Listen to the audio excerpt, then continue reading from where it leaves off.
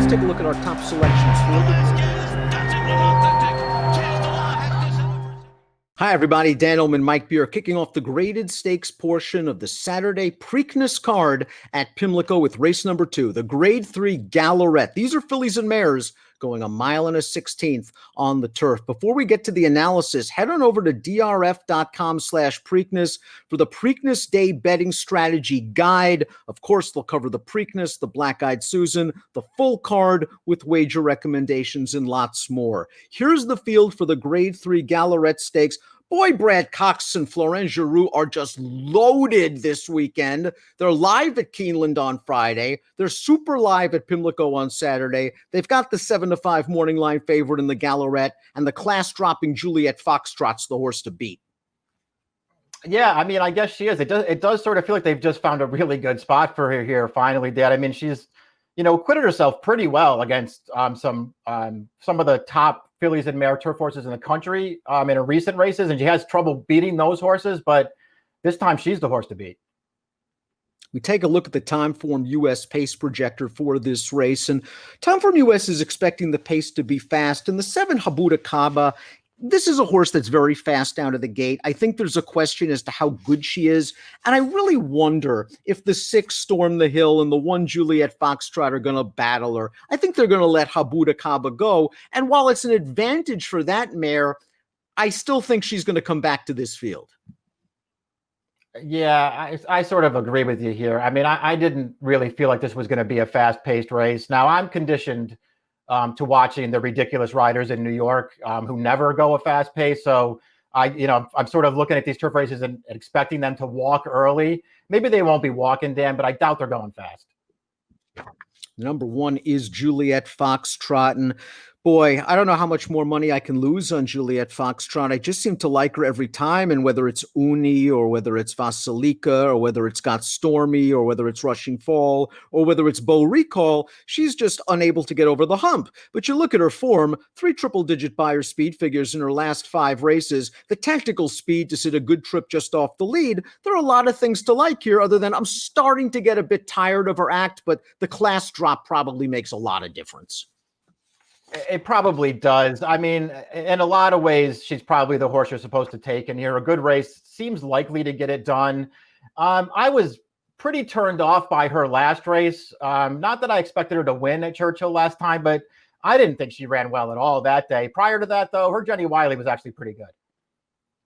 Not in Jeopardy, the number 2, I thought ran well in 3rd in the All Along Stakes back in 2019, a much weaker group of horses. And I'm just not sure she's come back as well this year. Last time out of Colonial, she chased a really fast pace in a field that produced 2 next out winners. One of them, the winner of that race, a nice horse. Valiance came back to win the Eatontown and Off the Turf stake with a 93 Beyer speed figure. Just don't like the way she's come back this year. And I think she's caught a tough group in the Gallorette. Yeah, I mean, her recent form certainly leaves something to be desired. And it's not like her races prior to that, going back to last year, made her a strong contender in here anyway. Conversely, I am a fan of the 3 She's on the Warpath, who finished ahead of Juliette Foxtrot in the Mint Julep. Now, Juliette Foxtrot, yes, was coming off of a long layoff that day and didn't fire her best shot, but she's on the Warpath since then. A win at Indiana Grand. I thought this was a good effort at Ellis Park. Maybe the soft turf moved her up.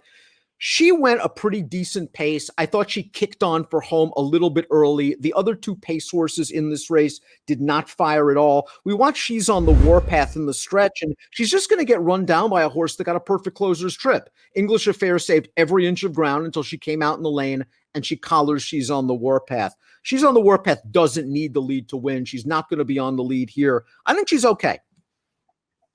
Yeah, I agree with you. I mean, her recent form, I mean, she ran well in this race that we're watching anyway, but her recent form, even the races leading up to that, I mean, I just find it really hard to poke big holes in her. She just comes into this race in really good form, and it feels like she's going to get the right trip in this race. Mike Trombetta has done a great job with the 4 No Mo Lady. Got her back onto the turf, and she's really done well. Nice effort, 2 back at Indiana Grand. Second best to odds-on favorite. She's on the Warpath. And last time out, how much chance did she really have in a 4-horse field trying to rally from last against Chad Brown? Yeah, was never going to win that race last time. But I guess, all things considered, she just ran her race in that spot and was second best. I thought she ran fine. 2 starts back behind She's on the Warpath.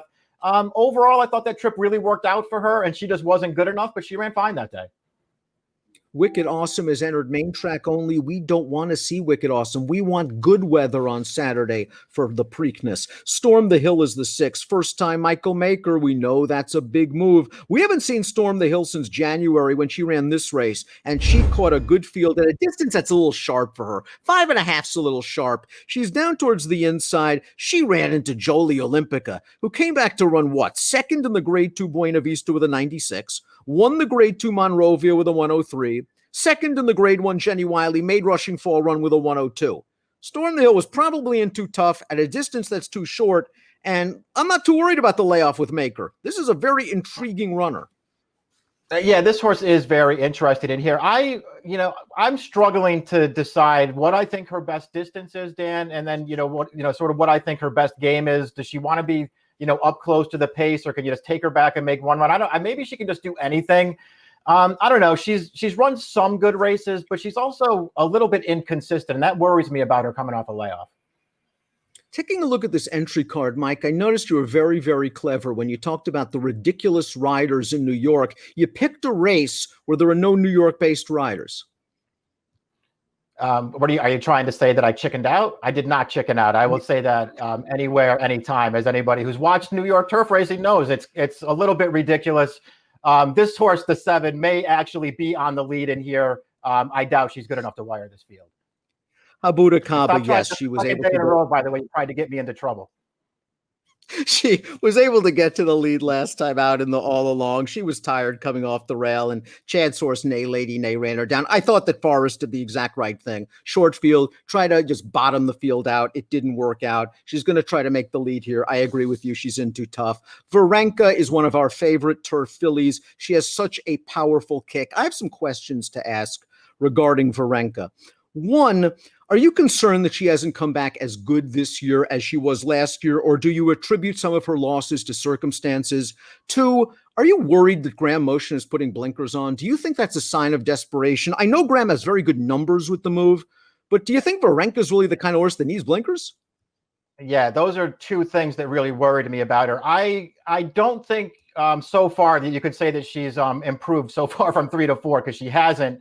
I will say that her Mint Julep, it did feel to me like a race that she really needed off the layoff. And then last time at Kentucky Downs, I don't know that she got the greatest trip in the world. I mean, she was down inside, had to alter course late. She wasn't winning that race, but maybe she just didn't have the best trip in the world.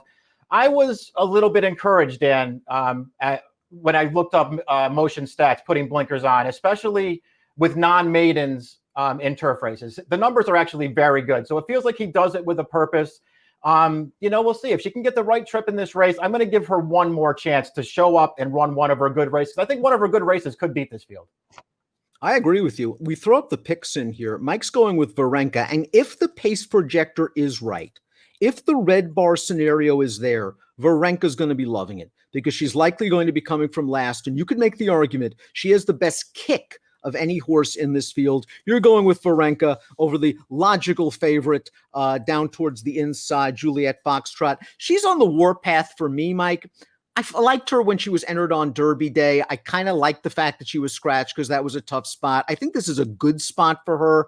I don't know. I think she's better than she looks on paper. I want to give her a chance at a price. I do obviously respect your horse and the favorite. Yeah, listen, I like your horse as well. I got her in there. I think she makes a lot of sense in this race. And I think you might actually get a very fair price on her, Dan. I agree with you that Juliette Foxtrot is the horse to beat, but is Cox just going to win every race this weekend? I can't see it happening. Grade 3 Gallorette is race number 2 at Pimlico. It kicks off a 50-cent pick 4 on Preakness Saturday with an approximate post time of 11:35 Eastern. Best of luck.